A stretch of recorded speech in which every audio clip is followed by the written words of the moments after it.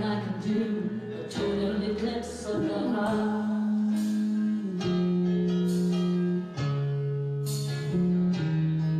Dès les années 80, j'ai assisté à beaucoup de spectacles de travestis comme ça, comme spectateur. Mais je n'ai jamais connu vraiment les gens. Et quelques-unes de ces personnes sont déjà mortes, les autres ont changé de vie. Il y a des gens qui ont été inspiratrices pour le film, mais ce n'est pas le portrait de personnes en particulier, c'est une fiction.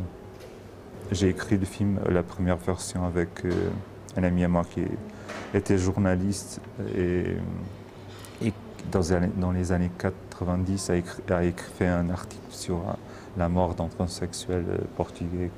C'était la plus grande star des années 80 qui est morte. Il a fait un article sur elle et ça, c'était le point de départ. L'idée, c'était de faire un musical sans musique. C'est dans le sens où il y a dans le musical, il y a dans le film musical, dans la comédie musicale, il y a une histoire, une narration, et la narration s'arrête.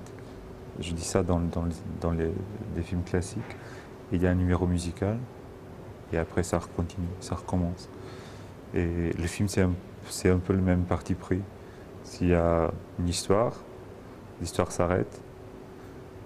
Il y a un numéro musical un peu en sotto voce, je ne sais pas comment dire ça. J'ai voulu que les chansons, parce qu'il y a des chansons, mais normalement, la plupart des fois, il y a des chansons et les gens chantent, mais sans musique derrière. C'est comme si elles chantaient sous la douche.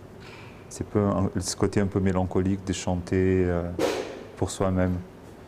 C'est comme si c'était comme une opéra, des arias de chacun. C'est l'aria de Tonia, l'aria de l'autre aria de Tonia.